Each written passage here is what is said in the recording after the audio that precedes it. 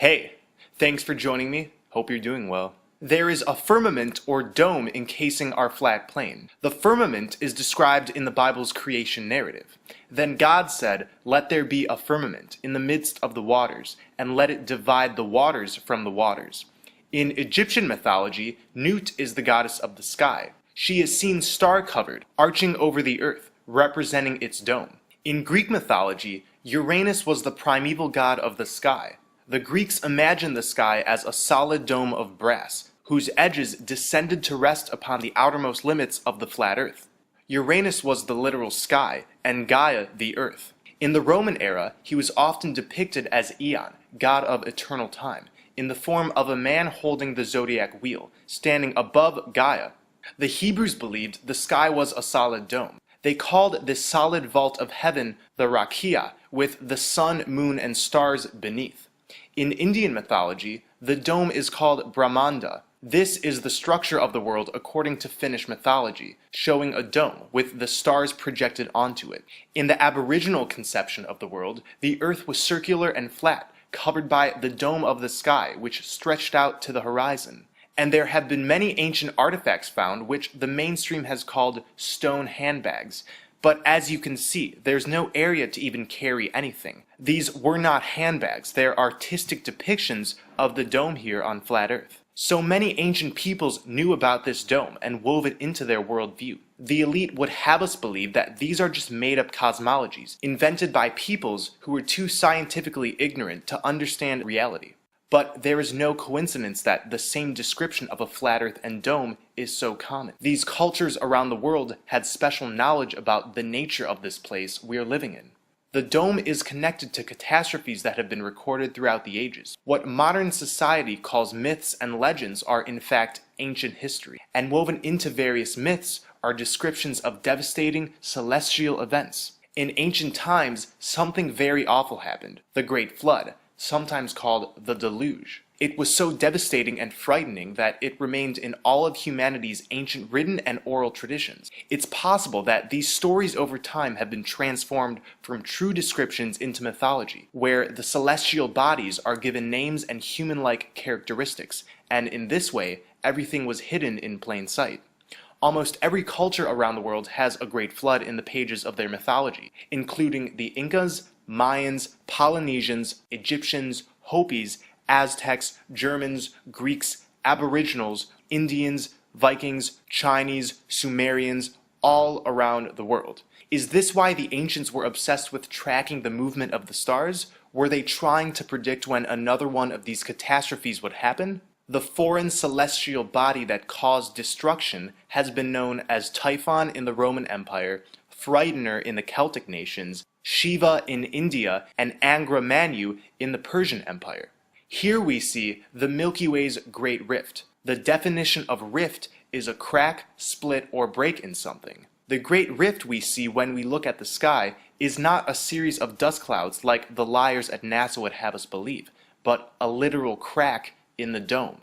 The Mayans called this the Dark Rift before any scientists had named it the Great Rift. The Bible refers to this crack as the windows of heaven. It was through these windows, through the dark rift, that the waters of the great floods fell.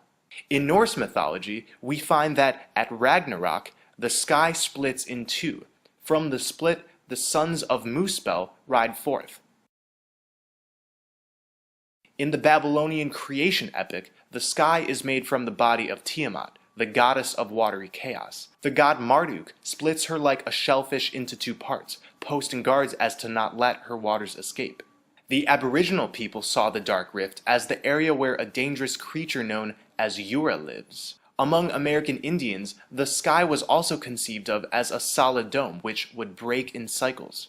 As Lucien Levy-Bruhl wrote, in North America, in Indian belief, the earth is a circular disk, usually surrounded on all sides by water, and the sky is a solid concave hemisphere coming down at the horizon to the level of the earth. In Cherokee and other Indian myths, the sky is continually lifting up and coming down again to the earth, like the upper blade of a pair of scissors. Over the years, much evidence has come forth that a worldwide flood happened 5,000 to 7,000 years ago, the same time period many Christians point to as when the Great Flood occurred. There's also evidence that a worldwide flood occurred as recent as the 1800s. These are photos you rarely see, ancient structures covered in mud and many destroyed, but they have since been dug up and refurbished. Many ancient sites we know and love are not the originals. They were buried and rebuilt in the late 1800s through the early 1900s. We could excuse the destruction of some of these ancient sites if they were one area or continent, but we see the same all throughout the world. Mexico, Egypt, Greece, Russia.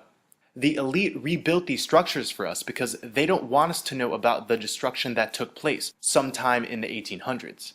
A great flood coming from the sky would mean they could not impose a heliocentric worldview on us, since the dome and waters above obviously don't fit into a globe model. And simple weather patterns could never explain a worldwide flood.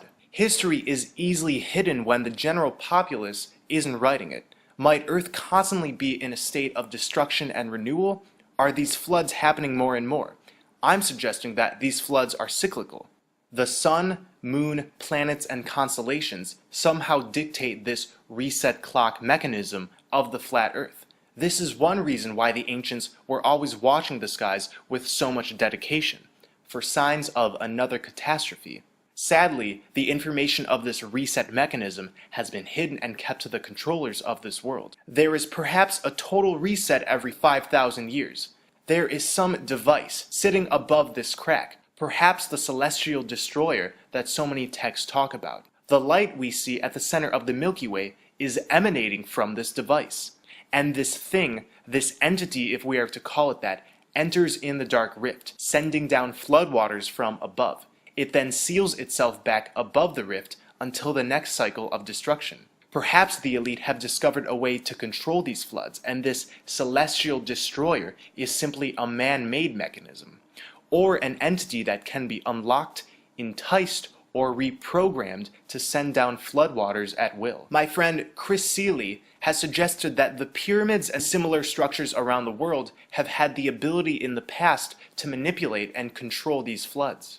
And I quote, "Because when temples are built on ley line nodal points, they can and possibly were connected in resonance and capacitance with the illuminates and subsequent toroid field, thereby initiating the fracturing of the dome above the flat Earth, allowing in the waters above, causing great floods, and the complete electrical shorting of the temples, which would explain the evidence of the electrically fried and disintegrated stone obelisks found at or near many temple sites now.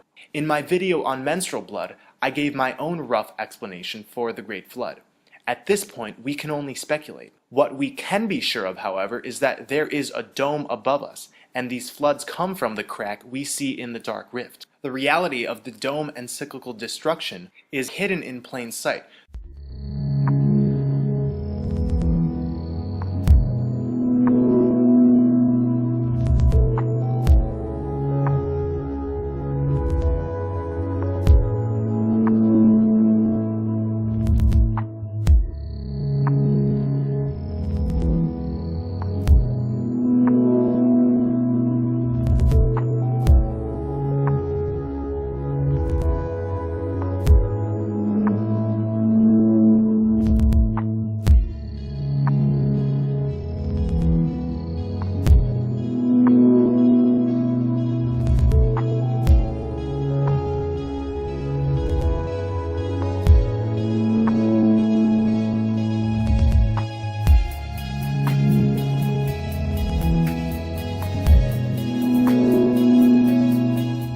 Rainbows prove that we're living under a dome.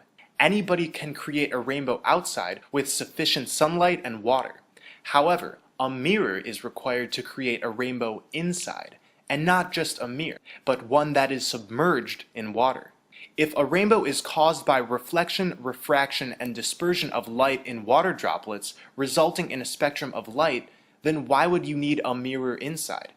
After all, you can easily have dispersion of light in water droplets indoors. It's because rainbows require a mirror, and outside, the dome is acting as this mirror. Like the protocol for making indoor rainbows, our flat Earth has waters above, the waters which come down during the floods, and water on its surface.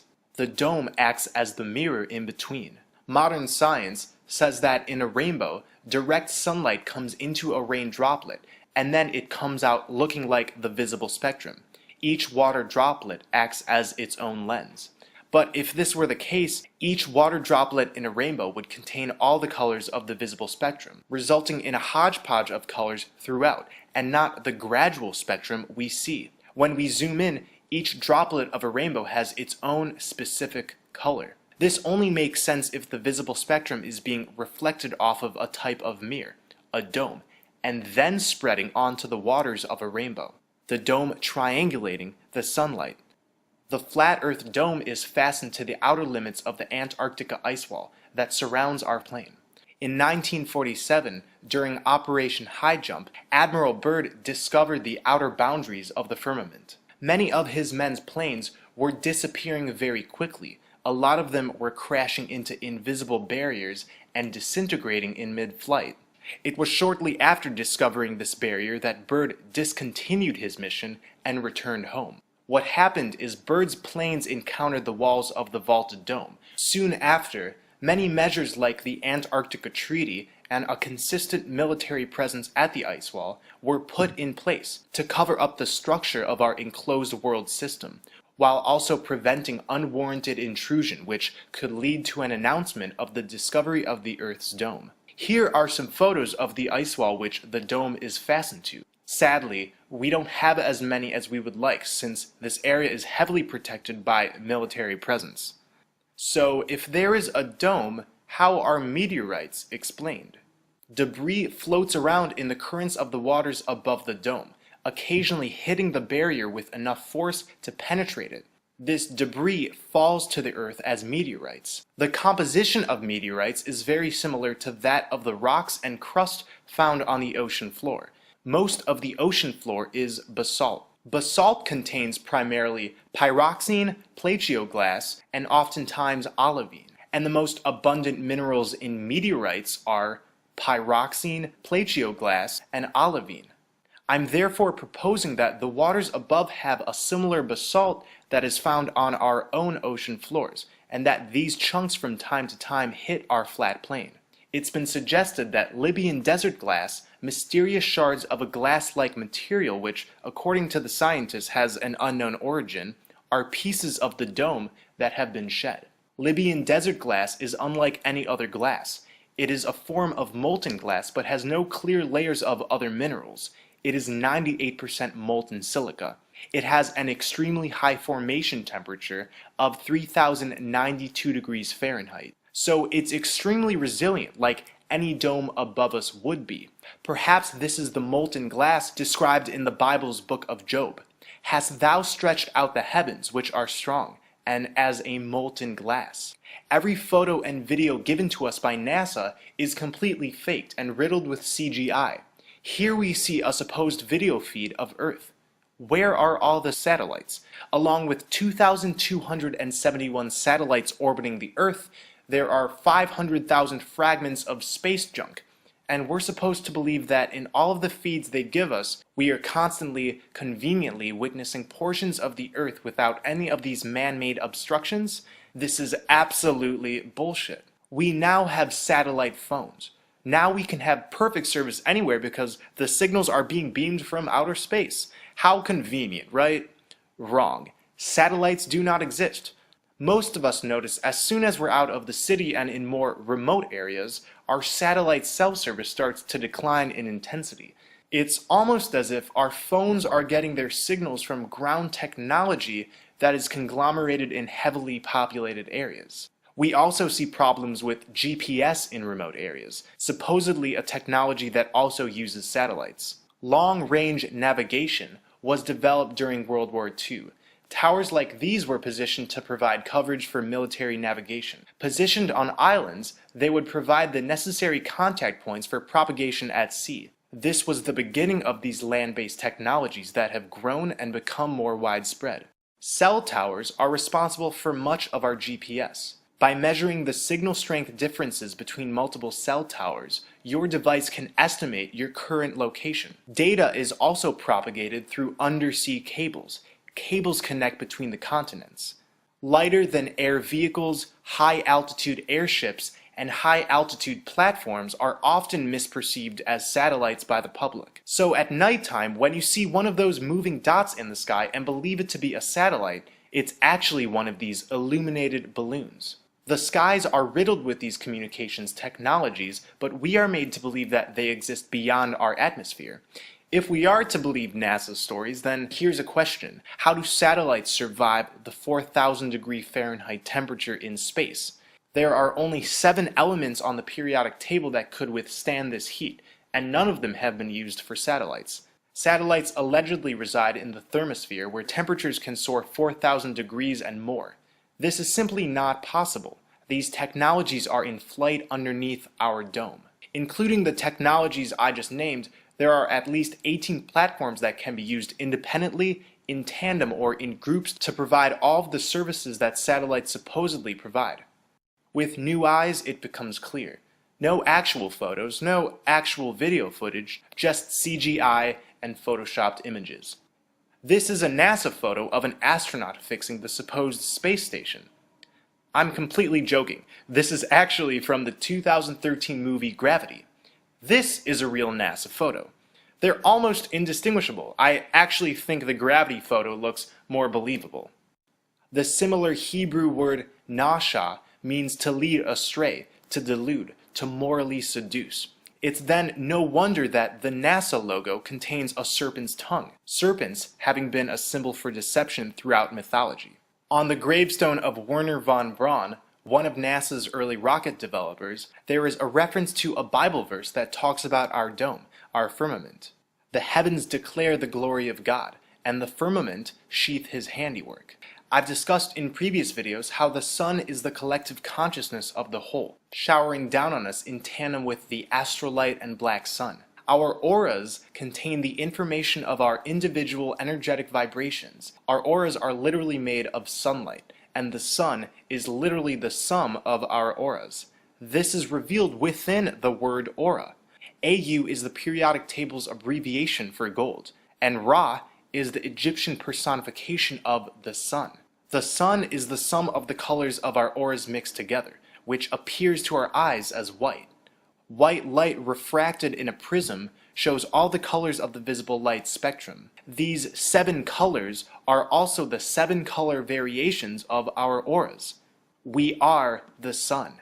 The moon, however, is different. It has been tampered with. In my video on menstrual blood, I describe how the moon was not always in the sky, suggesting it's an implant initially foreign to our flat plane. It sends down rigid square waves at us via the Saturn-Moon matrix and creates an interdimensional light trap which attempts to recycle us back into another incarnation. So we remain energetic food for the parasitic forces of this world that feed off of fear and suffering, the very emotions this false matrix we're living in aims to extract. The sun and moon are each about only 3,000 miles away, sitting well underneath the dome. What about the stars? Stars are clearly not suns. They are not bright and luminous like we have been sold, but twinkling energies of light that continuously change in color, texture, and shape.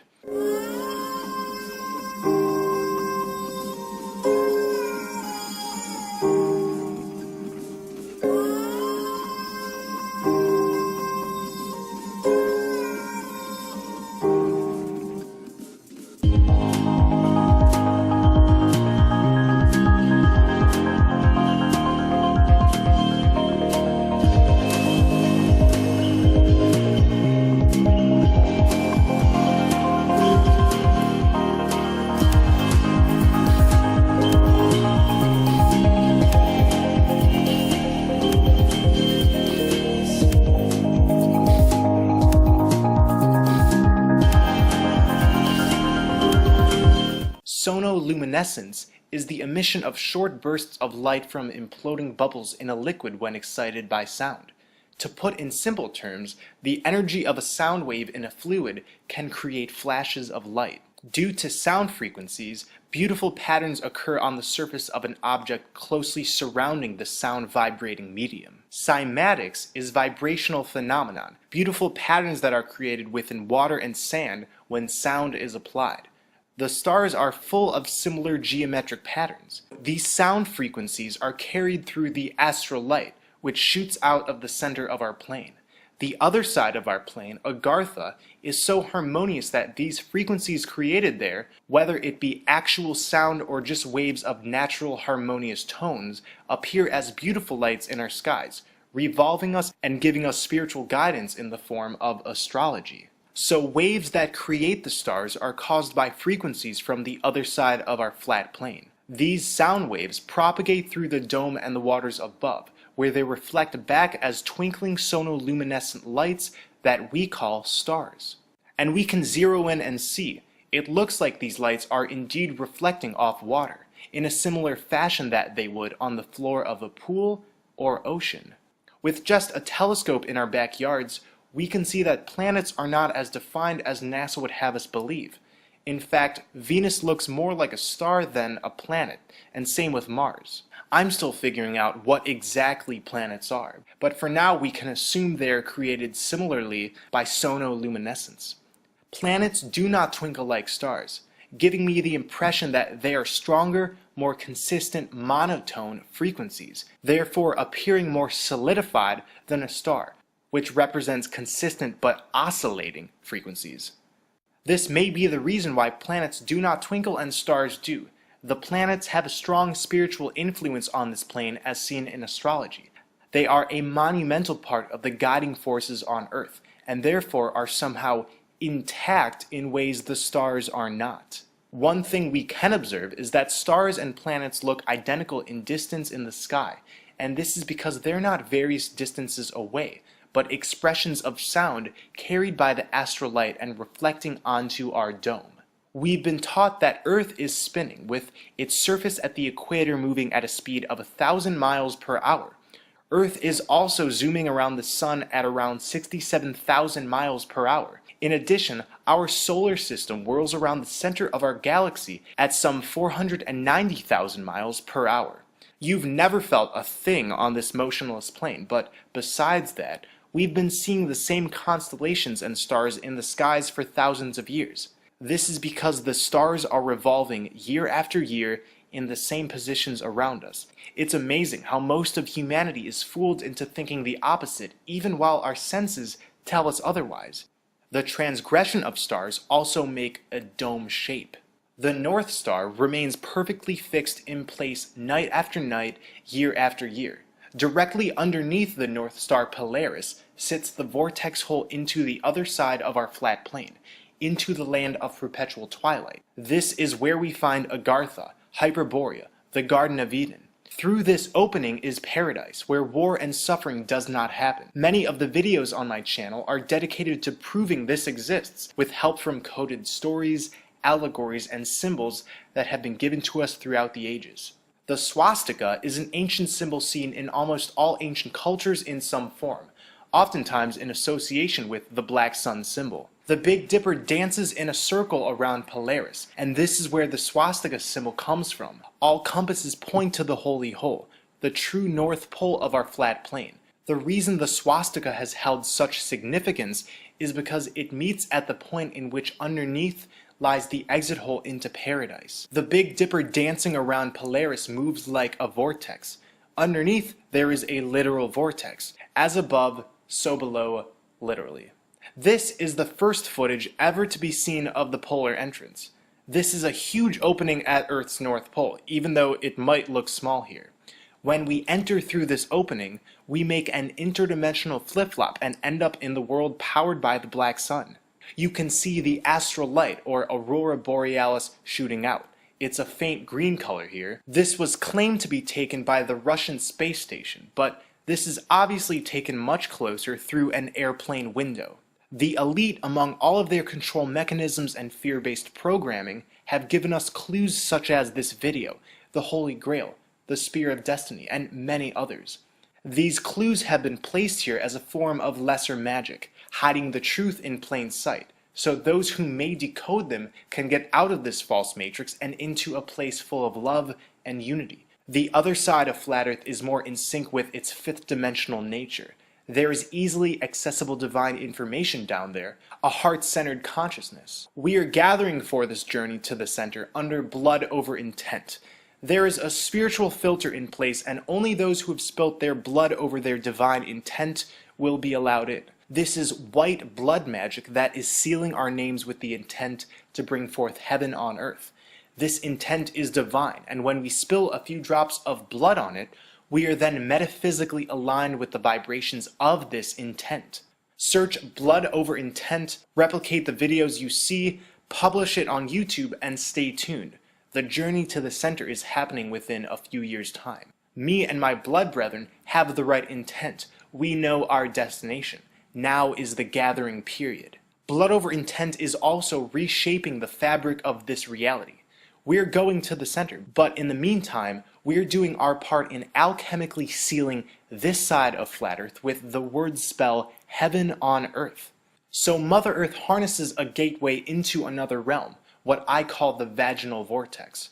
Once we're through, we will be able to remain in paradise, and some of us may choose to exit this entire matrix through the black sun, which is indeed a black hole sun. The great deep that many flat earth depictions describe is not a place to fear. It's simply dark because it's perpetual twilight down there, illuminated by the black sun. I've said over and over again, down below is not a place of horrors and damnation. That idea has been given to us so we may never discover the fountain of youth. The scary stories of hell and the underworld, throw them out of your repertoire. We are in hell right now. At the beginning of this video, I mentioned the ancient Finnish representation of our flat plane. Within this model, a great whirl was caused by the North Pole by the rotation of a column of sky. Through this whirl, souls could go to the outside of the world, to the underworld. Ancient cosmology and illustrations are riddled with mandalas and drawings that all converge toward the center. This is no coincidence. Get to the center. X marks the spot where we find the Holy Grail, underneath Polaris, shining down from the center of the flat earth dome. Thank you for watching, everyone. Please take care of yourselves. Keep spreading love, light, and truth. I love you all.